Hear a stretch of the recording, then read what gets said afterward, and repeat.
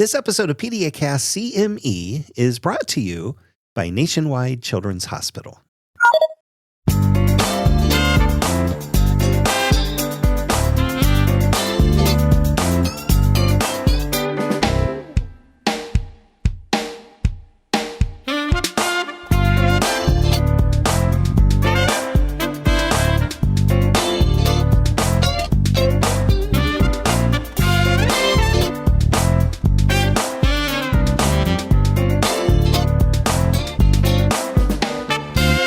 Hello, everyone, and welcome to another episode of PediaCast CME. We are a pediatric podcast for healthcare providers. This is Dr. Mike coming to you from the campus of Nationwide Children's Hospital. We're in Columbus, Ohio. It's episode 114. We're calling this one Emotional Intelligence in Medicine, Social Awareness. I want to welcome all of you to the program.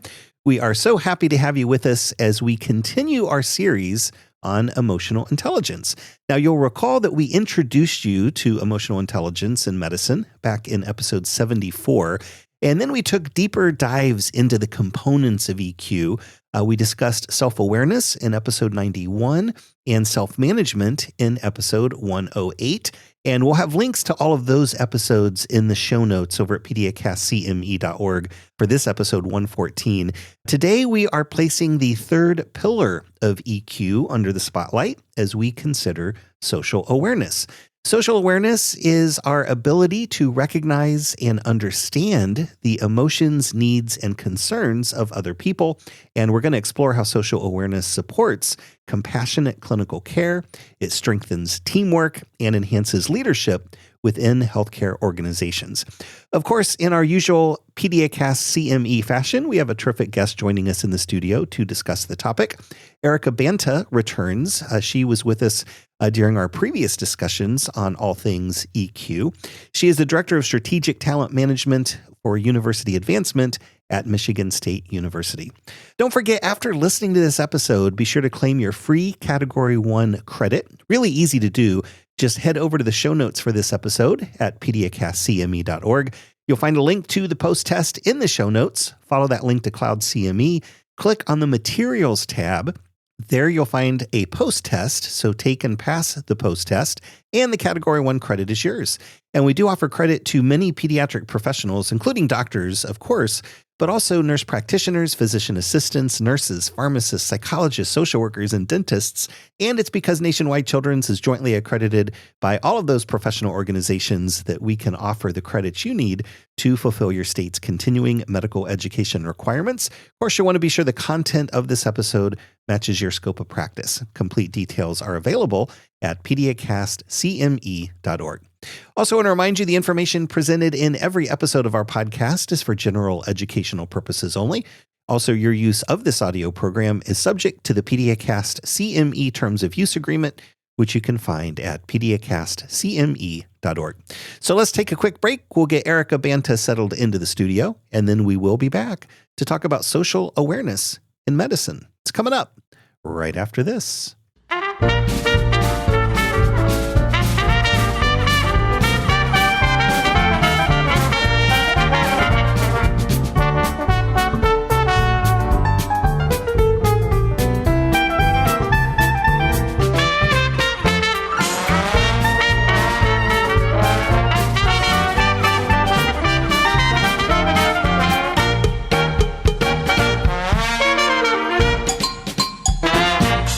Erica Banta is Director of Strategic Talent Management for University Advancement at Michigan State University. She holds an MBA from Franklin University and is a certified leadership development and succession strategist, which means she is an expert at helping leaders achieve their full potential as they drive the success of an organization. She is also a leadership practices inventory coach and a Berkman certified professional, which involves coaching leaders and challenging them to create sustainable strategies aimed at increasing their leadership skills.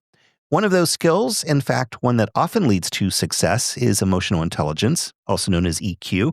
And this is not only important in the business world, EQ also leads to success and satisfaction and prevention of burnout and better outcomes in all realms of medicine, including clinical care, teaching, research, and service activities. Miss Banta has joined us for 3 previous episodes of PediaCast CME. We did sort of an overview of emotional intelligence, sort of an introduction back in episode 74. We took a closer look at self-awareness in episode 91 and then self-management in episode 108. And I will have links to all 3 of those previous episodes in the show notes over at PediaCastCME.org for this episode 114. So you have the whole collection there together. Today, we are considering the 3rd pillar of emotional intelligence, and that is social awareness. But before we dive into our topic, let's offer a warm welcome back to Erica Banta. Thank you so much for stopping by the studio today. Well, thanks for having me again, Dr. Mike. It feels like it's been quite some time since last we spoke about this. I know. It has been too long. But we have all those other episodes so folks can listen in order, and I think that this will be fantastic continuation of our discussion. So let's start with what exactly do we mean by social awareness, and then how does that fit into the framework of emotional intelligence? Always a good place to start. Social awareness is really about tuning into what's happening around you. So reading the room, noticing emotional cues, and understanding the dynamics between people. So in academic medicine, it's that skill that maybe lets you sense when a team is anxious during rounds or when a patient's body language might tell a different story than their actual words. So it's that outward-facing side of emotional intelligence. It's about others. It's not ourselves. Yeah. And we do still connect social awareness to those other 2, self-awareness and self-management, because the way that we experience the world and what others do, we also think about ourselves internally. Like, I think it's knee-jerk response to think, well, someone is responding in a way, and that's not how I would respond, so maybe that is the wrong way. So we do still look inside as we peer outside. Isn't that right? It is. And social awareness differs from self-awareness and self-management. And it's a good distinction to talk about. So self-awareness is about knowing your own emotions and understanding what you're feeling and why you're feeling that way. So then that self-management we've talked about is about regulating those emotions so you can respond effectively and situationally. So social awareness then shifts that lens outward. It's about perceiving and understanding other people's emotions and perspectives. I like to think of it as somewhat of an emotional radar. So it lets you pick up on subtle signals that guide more compassionate and more effective communication. Yeah, which is really important. And I'm going to start with clinical medicine. So really practicing medicine, engaging with patients and families and the general public. Why is social awareness particularly important in that realm? Well, I think medicine is at its core and its heart a human interaction, right? So social awareness helps clinicians build trust and reduce patient anxiety and improve those outcomes. So a socially aware clinician notices maybe when a patient hesitates before answering a question or when a team member seems uncomfortable speaking up. And those moments matter. Those moments can uncover fears and misunderstandings or even medical errors before they escalate. And just like all of us have experiences that really inform who we are as people and the way that we engage with the world, that self-awareness piece and that self-management piece, then as we look outward and we're seeing how other people respond and react, it's really important for us to sort of separate as much as we can the things that we're experiencing inside, because those aren't the things that those other people are experiencing on their inside. And so in order to really understand where other folks are coming from, because it's very different from where we're necessarily coming from, then empathy becomes a really important piece of social awareness. Can you talk a little bit about what is empathy and how can we nurture that within ourselves so that we really increase our social awareness? Yes, empathy really is what I would say the engine that drives social awareness. So it's what allows us to not only notice other people's emotions, but also understand and validate them. So there's cognitive empathy, understanding someone's perspective, and emotional empathy, which is feeling with them, right? And I think those two things are equally important to understand, is that cognitive versus emotional empathy. And in clinical care, both of those matter. Understanding a patient's fear intellectually is one thing, but communicating genuine compassion is what strengthens the clinician-patient relationship. Yeah, absolutely. How can we cultivate that when we're so busy during the day? And we have, our own stress of we have to see this many patients. We have to do a great job for each one and really try to understand our patients, but also knowing that there's a waiting room full of people who don't want to have their appointment late. They want to, come on, let's get it moving until they're in the room. And then they want your full attention, which is totally understandable. But how can we still cultivate social awareness when we are always busy and always seem to be trying to move the day through? I think it's absolutely possible, even in a 10-minute visit. So simple things like pausing before entering a room to center yourself, and maybe making eye contact and noticing nonverbal cues. Those things can go a long way. I often encourage clinicians and other professionals to practice micro presence. And what I mean by that is being fully attentive for even 30 seconds, fully attentive, listening to learn and understand, not to respond. And that moment of genuine connection, that can change the tone of an entire encounter. Yeah, absolutely. And with social awareness in the exam room in such a short period of time, I think as clinicians, one of the things we have to learn to do is quiet our inner thoughts a little bit. So a lot of times when we walk into a room, we know what the chief complaint is. We've maybe seen it multiple times that same day, certainly hundreds of times, in the past few months. So it's going to be important to quiet our inner thoughts so that we can have active listening, so that we really can listen to understand and not just react with the next thing that we normally say in our disease script. We all have those. We know what we're going to do for a particular chief complaint. And so we have to quiet that down so that we can really listen and hear what our patients are telling us, because it may not be the same as the last few times we've heard that same chief complaint. Yeah, and there's, I think it's a good thing to talk about, because there are some barriers to doing this well, and to doing this and to practicing social awareness in a healthcare setting. There are other barriers too. Of course, time pressure. You were just talking about that. That's probably the biggest one, right? But there's also emotional fatigue.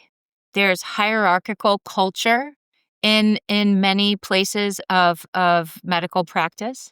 There's cognitive overload. When people are burned out or multitasking, empathy becomes harder and harder to access. And another subtle barrier I'd like to just address is bias. We all have it. And our unconscious assumptions can really cloud how we interpret others' emotions and behaviors. So those are all some other barriers to practicing social awareness in these settings, other than just plain old time. Yeah, yeah. And that's why we have to be so intentional about maintaining social awareness. And I love that you said, let's pause before we enter the exam room and sort of center ourselves and say, okay, we're here for this particular patient. We're going to listen to what they have to say. We're going to ask follow-up questions, so that we better understand exactly what they're trying to tell us.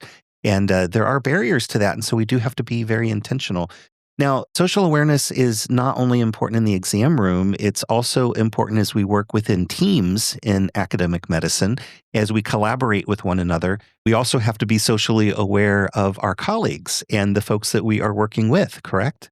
Oh, yeah, absolutely. Social awareness can only improve teamwork and collaboration, right? It helps teams communicate with curiosity rather than judgment. And I think that's a very important distinction.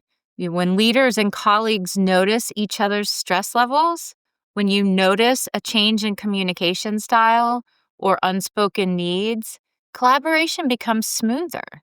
So an example would be it's the difference between, why didn't you do that? Or, it seems like that was a tough situation. Can you tell me what happened? You're getting to the same answer, but that shift invites trust and problem solving instead of defensiveness. And that's how social awareness really brings together teamwork and a good solid foundation of collaboration. Yeah. Yeah. Another podcast that I host is called Famecast, and folks can find that at famecast.org. It is a faculty development podcast, but we recently had an episode on high functioning teams. And in that episode, we really covered exactly what you're saying right there, that trust is and psychological safety, we talk about that too, is really important if we want to function highly as a team, because we're going to have differences of opinions. There's going to be things that are more beneficial for the endeavor or the institution that other people may not agree with.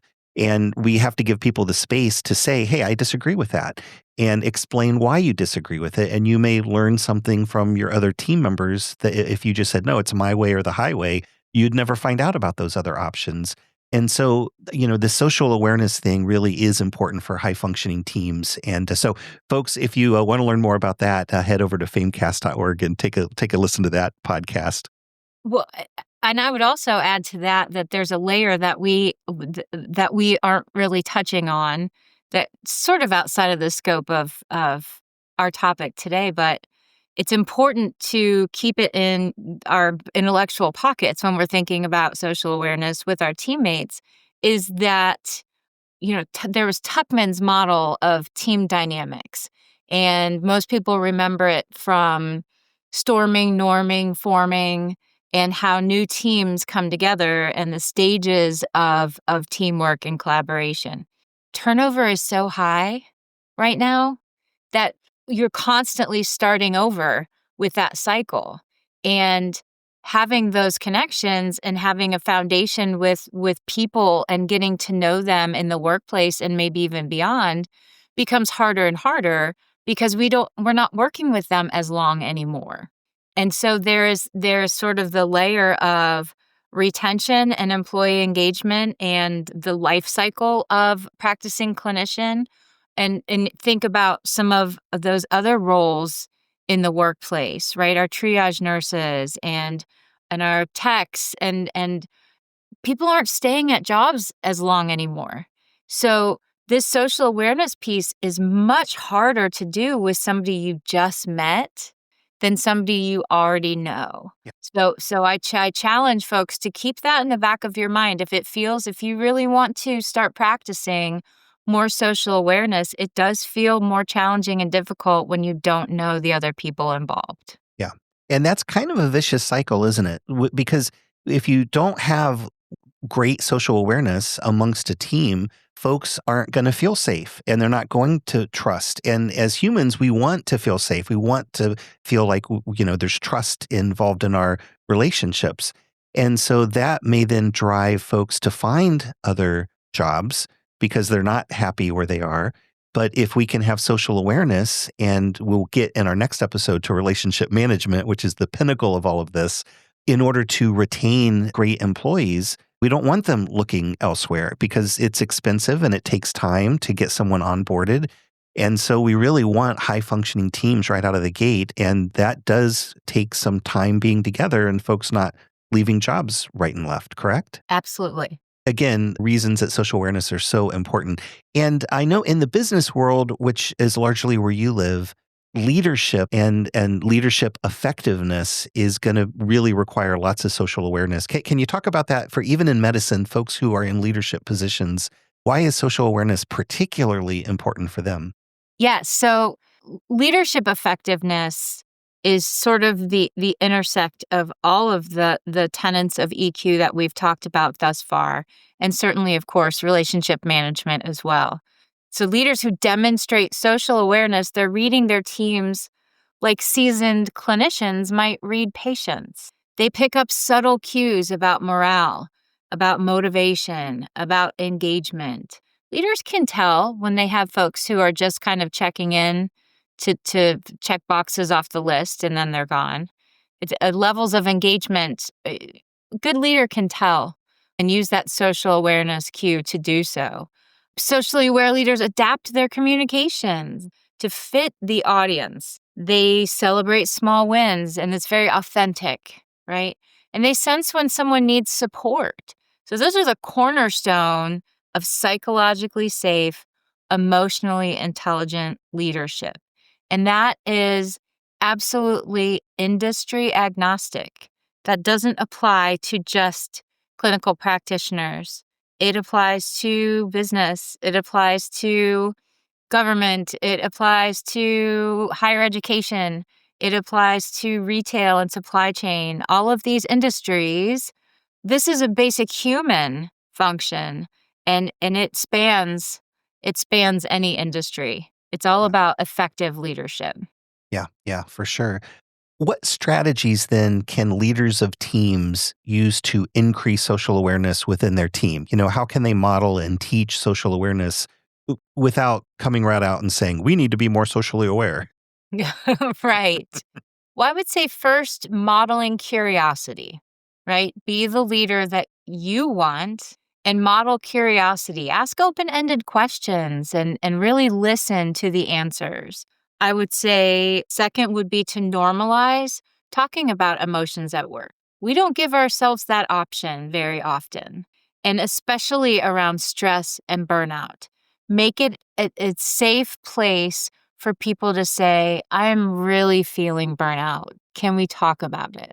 Leaders can use reflective rounds or debriefs where the focus maybe isn't just on clinical outcomes, but how the team felt during a case, right? It's going back and doing sort of a lessons learned and talking about how we felt rather than just the outcomes. And those practices, those teach social awareness by experience, not by lecture. Yeah. Social awareness, to me, is part of if we look at the 70-20-10 model of adult learning, which says that 70% of what you learn on the job is just by doing it, 10% is in the classroom in a formalized setting, but 20% is a social learning. And I think that practicing emotional intelligence falls firmly within that 20%, maybe even more so, because we have to practice it with others and it's experience. It's not lecture or reading a book. Yeah. Yeah. When we are engaged with others, whether it's in the exam room or it's in a team on a hospital ward or in a research laboratory, whenever we're with a team and we're really trying to have social awareness, and maybe someone who's listening to this episode the next time that you are with a group, like you're really in the forefront of your mind thinking about this, there's going to be others who aren't so well versed on your team with social awareness, and there's going to be conflict. No matter your best intentions of having social awareness and working together as a really high functioning team, you're still going to have conflict. And again, whether that's a patient who doesn't necessarily agree with what you're proposing the treatment plan should be, or they disagree with your diagnosis, or they think you should be doing something different or making a referral that you may or may not feel is necessary. Lots of place where conflict can occur in the exam room. And the same thing goes with teams all over medicine, again, in the hospital, in research labs, in the classroom. How can social awareness help us navigate those conflicts? Well, I like to say that conflict is often just big emotions masquerading as disagreement. Conflict is often emotions just masquerading as disagreement. Hmm. Social awareness helps clinicians recognize the feeling underneath, right? Underneath that conflict. Is it coming from frustration, fear, exhaustion? And respond to those instead of just the surface issue. So when you say, I sense this situation has been really stressful for you, that disarms some of that tension. And now it opens the door to problem solving and sharing, where otherwise, focused just on the surface conflict, you might not get to that level. So it definitely helps navigate conflict in a way that it changes the script a bit and lets us reflect on the underlying themes and emotions that could be causing it in the first place. Yeah. Yeah. And it really takes that active listening and asking questions to get to that level of understanding.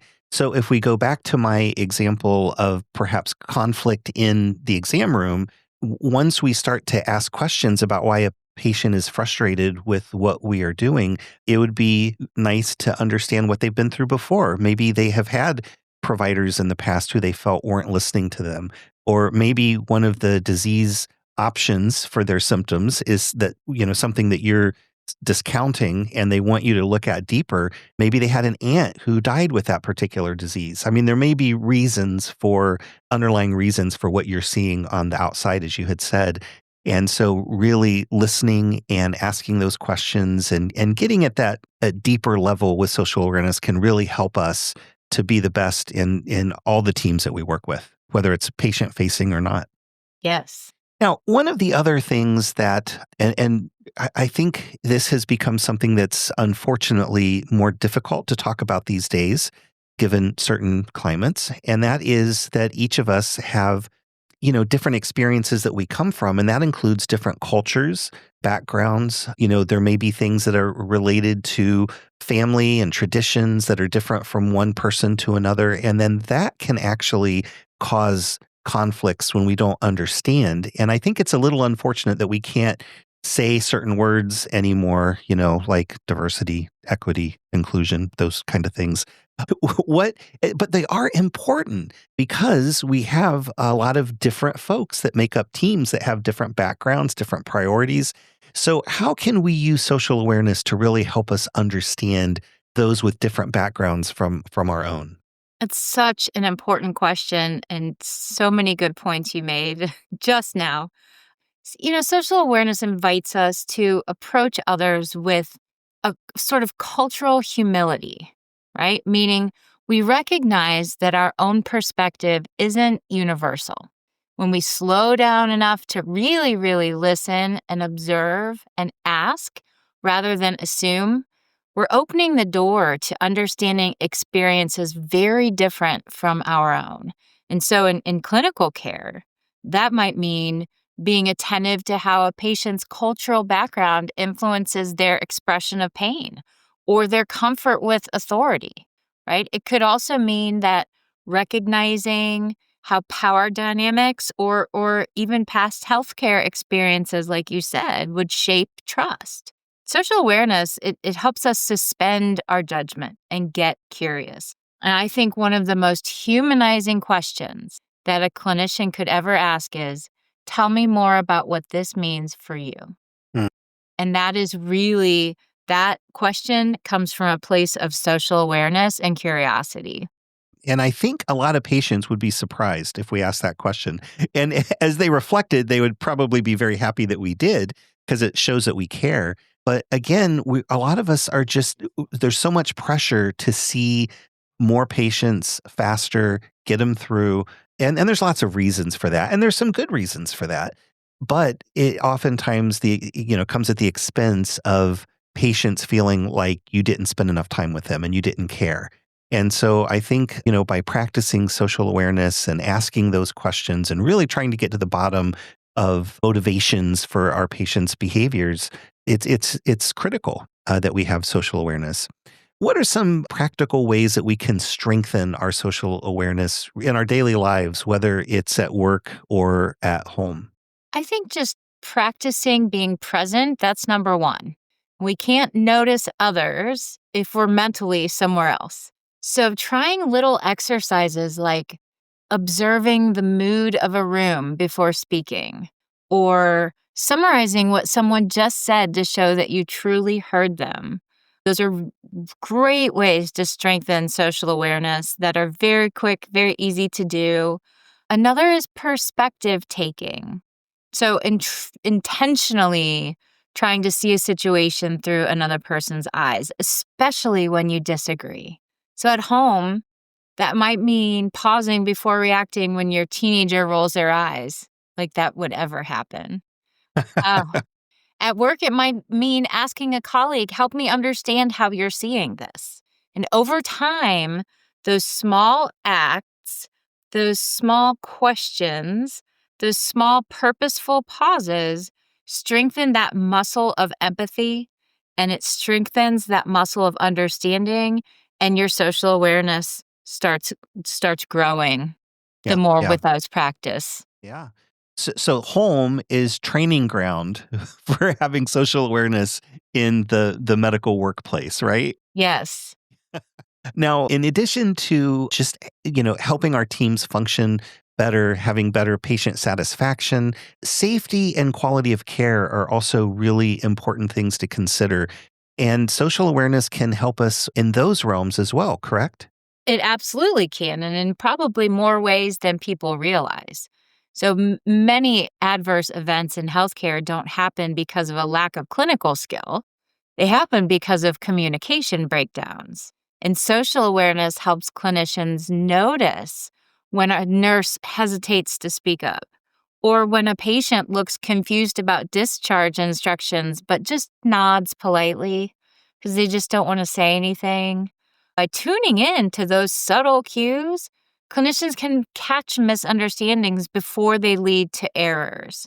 And a socially aware environment, again, it fosters that we've mentioned psychological safety, where every team member, regardless of title or level or rank, quote unquote, feels safe to raise concerns. And that, in and of itself, in turn, directly improves both safety and quality outcomes.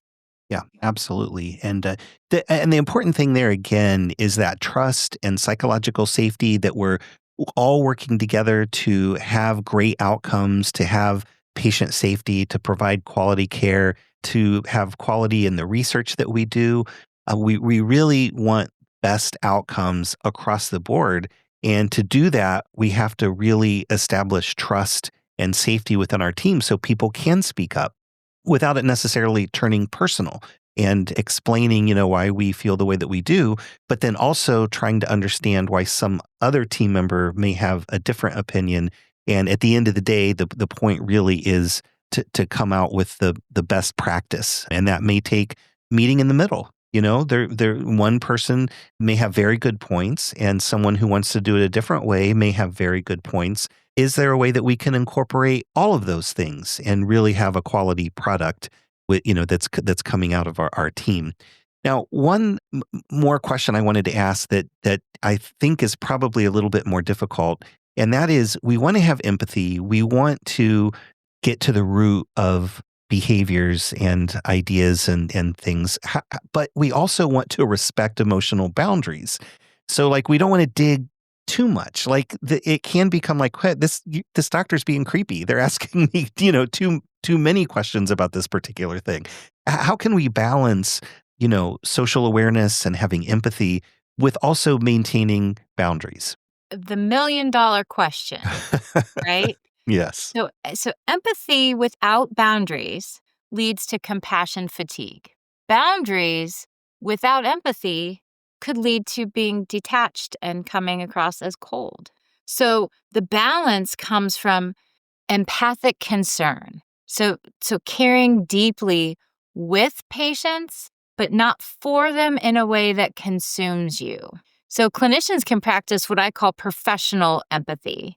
It means being fully present, acknowledging emotions, but also recognizing what belongs to you and what doesn't. So techniques like debriefing after difficult encounters, or using mindfulness to reset in between patients, right? Taking some deep clarifying breaths, counting, right? Using some kind of mindfulness technique to reset. And maintaining strong peer connections also, all of those things can help replenish those emotional reserves.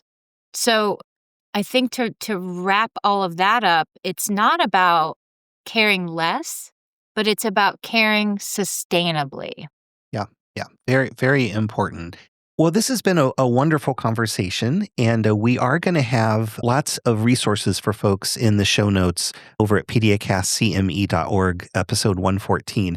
I mentioned that we're going to have links to the other episodes in this series. So we have an introduction to emotional intelligence. We have another where we really shed light on self-awareness. We had another one where we talk about self-management. And then this one follows up with social awareness. We have one more to do, and that is going to be on relationship management, where we're going to really tie all of this together. And that'll be coming out in a few months. And so we'll be excited for that.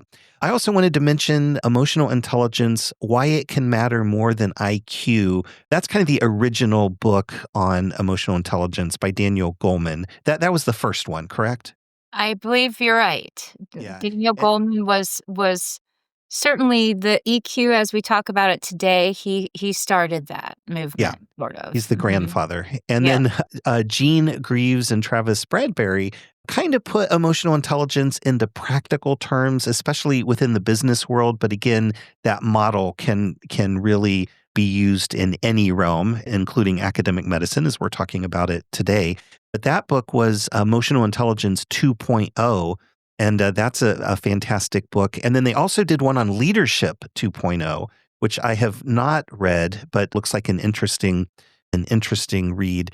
And we'll have links to all of those in the show notes as well. And then we have some academic things for you too. From the Journal of Graduate Medical Education, we have a systematic review of physician leadership and emotional intelligence. From the McGill Journal of Medicine, we have emotional intelligence use in medical education and practice. And then from Harvard Medical School, emotional intelligence for physician leaders. And so we'll have all of those resources in the show notes over at PediaCastCME.org. Again, this is episode 114. So once again, Ms. Erica Banta, Director of Strategic Talent Management for University Advancement at Michigan State University, thank you so much for stopping by and chatting with us today. Thanks for having me again, and I look forward to talking about relationship management soon.